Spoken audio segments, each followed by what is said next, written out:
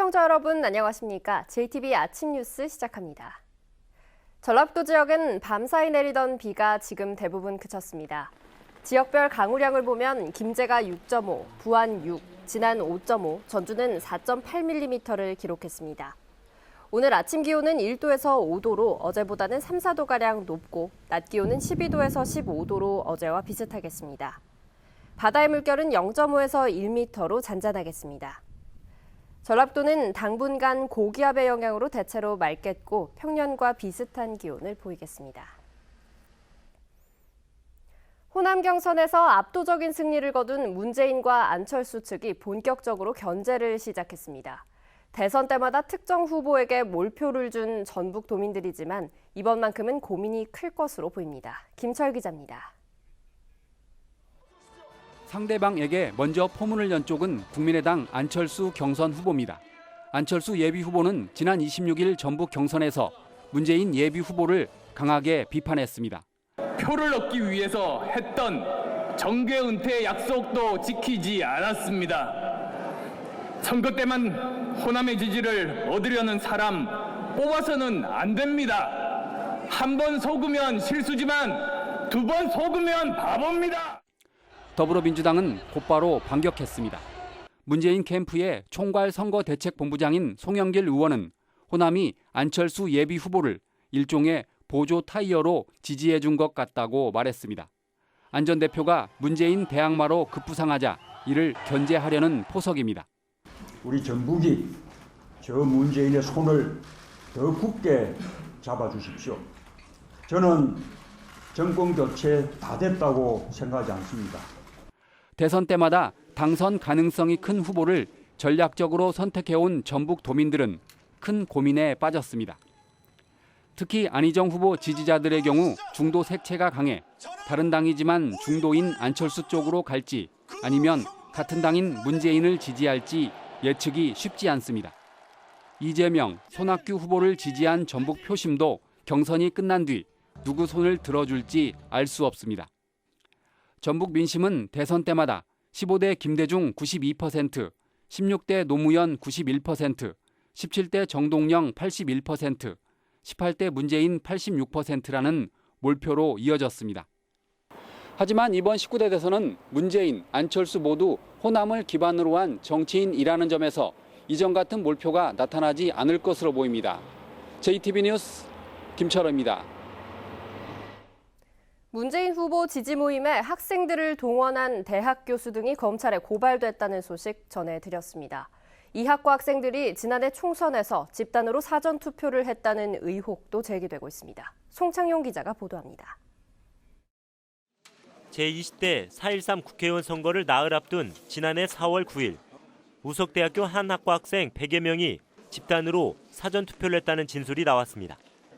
1박 2일 일정으로 MT를 갔다 오는 길에 완주의 한 사전투표장에 들러 투표를 했다는 것입니다.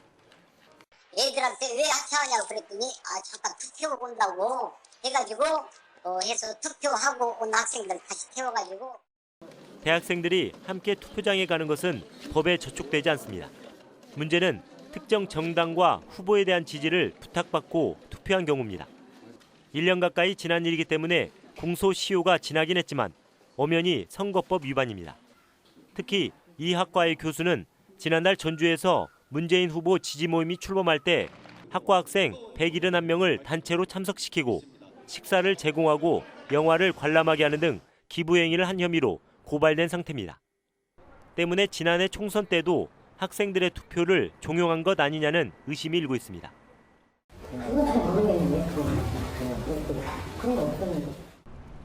JTBC는 이 일에 대한 해당 교수의 입장을 들으려 했지만 연락이 닿지 않았습니다. JTBC 뉴스 송창용입니다. 특성화고 현장 실습 여고생의 죽음으로 사회의 무관심과 제도적 미비점이 적나라하게 노출됐는데요. 이 사건을 계기로 특성화고 현장 실습의 문제점과 대안을 찾아보는 토론회가 열렸습니다. 조창현 기자입니다. LG U+ 고객센터에 현장 실습을 나간 특성화고 학생은 33명. 이 가운데 22명이 1년 안에 퇴사했지만 누구도 원인 파악에 나서지 않았습니다. 이들의 말에 충분히 귀만 기울였더라면 막을 수 있었던 죽음이었습니다. 심지어 교육 당국은 현장 실습 학생에 대한 정확한 현황 파악조차 하지 못하고 있었습니다. 현장 실습이 어떻게 이루어지고 있는지 현황들을 좀 파악해야 되지 않겠느냐 문제 제기들을 해온 과정이 있었습니다. 교육청에도 정보공개 청구를 한번 한 적이 있었는데요. 취합이 되지 않고 있었습니다. 전공과 상관없이 취업률을 높이기 위한 방편으로 악용되고 있는 현장 실습. 실제 근로계약서와 표준협약서의 불일치, 특성화고 수업 운영의 파행 등 각종 제도적 문제점도 지적됐습니다.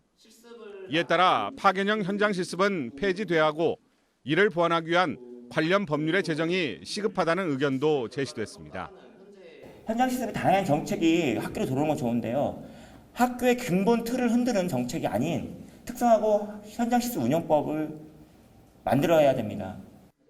특성화고 현장 실습이 싼 값에 노동력을 공급하는 창구로 악용되고 있다며 민관이 참여하는 협의회를 구성해 개입력을 확대해야 한다는 주장도 제기됐습니다.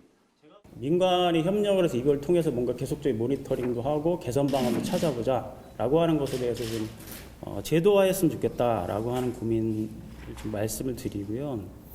현장 실습을 나간 여고생의 극단적인 선택은 사회의 무관심과 제도적 미비점 속에 발생했으며 막을 수 있었던 죽음이었다는 점에서 안타까움을 던져주고 있습니다. JTB 뉴스 조창현입니다.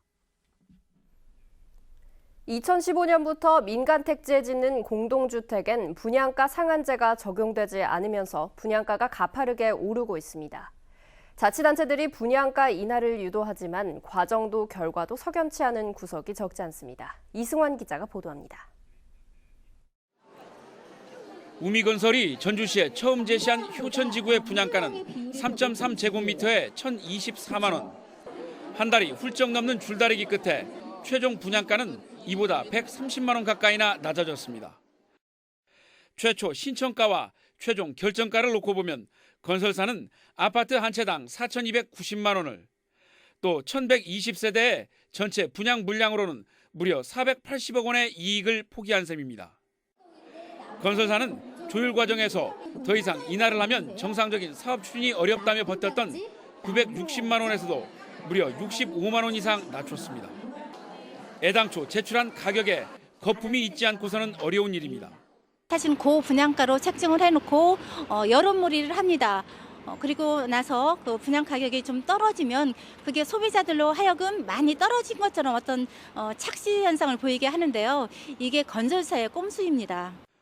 고분양가 논란은 전주만의 일이 아닙니다. 익산시도 이달 초 800만 원을 돌파해서 850만 원대에 입주자 모집 공고 신청이 들어오자 권고를 통해 분양가를 낮췄습니다. 현장에서 다시 해당해서 권고를 했죠. 그래가지고 이것을 40만 원 정도 다운시켜서 그렇게 처리한 거죠. 시민단체들은 하지만 분양가 인하 권고도 생색내기에 그친 경우가 적지 않다고 지적합니다. 자치단체도 노력을 하고 건설사도 일부분 양보를 한 것처럼 보이지만 다른 부분과 비교했을 때 이 아파트 분양가가 급격하게 상승함으로 해서 민간 택지의 공동주택이 분양가 상한제에서 사실상 제외된 지 꼭 2년.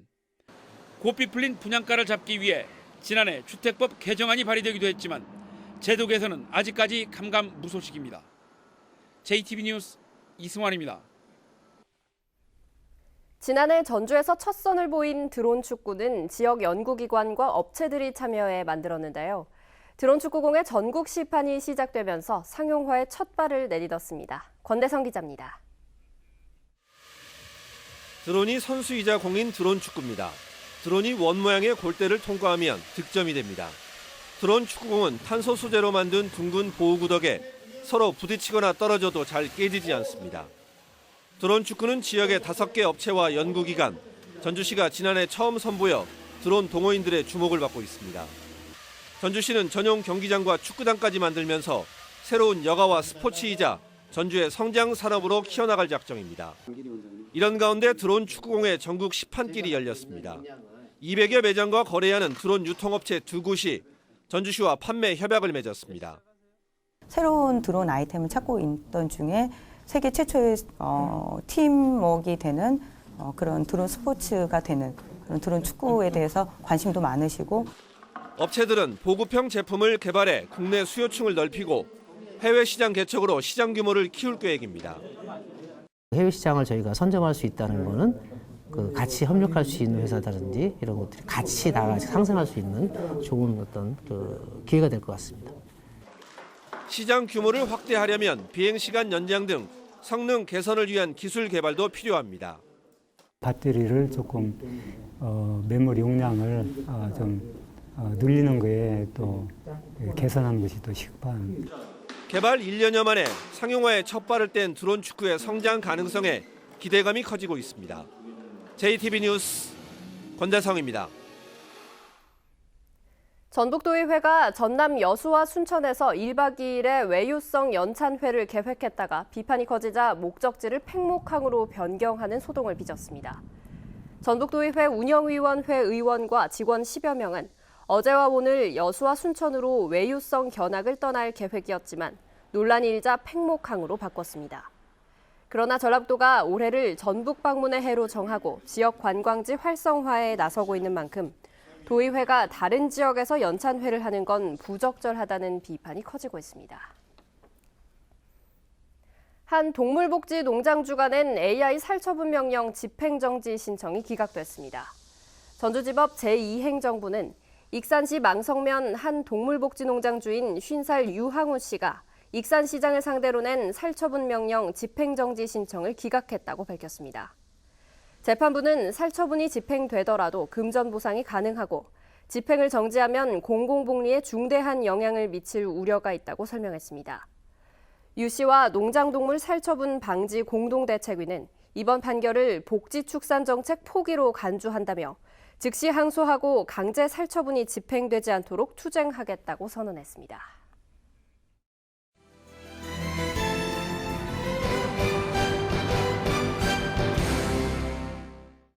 전주시가 뉴욕 비빔밥 광고 등 한국 홍보 활동을 펼쳐온 서경덕 성신여대 교수를 전주 국제홍보대사로 위촉했습니다. 서경덕 교수는 앞으로 1년간 전주시의 국제사업 추진과 홍보 영상 제작 등을 자문하게 됩니다. 군산 새만금 국제마라톤 대회가 다음 달 9일 새만금에서 열립니다. 이번 대회에는 선수와 마라톤 동호인 등 12,000여 명이 참여해 풀코스와 하프코스 10km, 5km를 각각 달립니다. 완주 구의에 들어선 술 테마박물관을 지역의 명소로 육성하기 위해 찾아다니는 홍보 활동이 진행됩니다. 완주군은 오는 6월 말까지 요일별로 모악산과 지방행정연수원, 한옥마을을 찾아 술 박물관의 전시물과 운영 프로그램을 알릴 계획입니다. 부안 지역의 특산물인 부안 해풍 노을감자 수확이 본격적으로 시작됐습니다. 부안 해풍 노을감자는 올해 동진면과 개화면 일대 214헥타르에서 3,700톤가량 수확돼 80억 원의 소득이 예상됩니다. 고창군 귀농귀촌학교 제10기 입학식이 고창 농업기술센터에서 열렸습니다. 올해 교육은 오는 10월 말까지 귀농귀촌을 희망하는 도시민과 귀농귀촌 새내기 80명을 대상으로 100시간 동안 진행됩니다.